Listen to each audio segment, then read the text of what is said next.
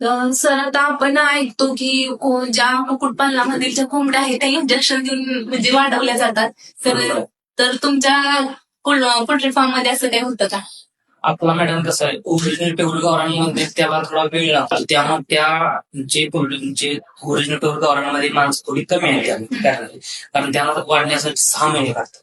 म्हणजे तुम्ही म्हणताय ते बॉयलर डिप्पी बॉयलर बघताय तुम्ही आता 42 दिवसात येतो कटिंगसाठी 3 किलो होतं 42 दिवसात. आणि डिप्पी म्हणला तर 3, 3.5, 3.25 महिन्यात तो पण 2-2.5 किलोच्या होतो.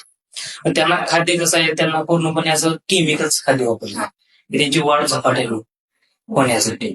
आपल्या जे ओरिजिनल गावरांचे जे उत्पादन करतो त्यामध्ये आपण पूर्णपणे नॅचरल फीड द्यायला लागतो. त्या फीडमध्ये तुम्ही हॉटेल वेस्टेज असेल, मार्केट वेस्ट असेल, अजोला असेल, शेवग्याची जी आपण जे लागवड केली त्यामध्ये त्याची पानाची पडल्याची नॅचरल पद्धतीने त्याची वाढ 70 ते 80% आपण त्या फीड वाचू म्हणजे कॉस्ट आपण कमी करतो, नॅचरल पद्धत करतो. म्हणजे 20-30% आपण जे टाकतो मग त्यामध्ये आपण गहू असेल, तांदूळ असेल, सोयाबीन असेल ते टाकतो. नसतं तर 30% आपण लेयर्स खात असतो त्यांना अंड्यासाठी आपण देतो.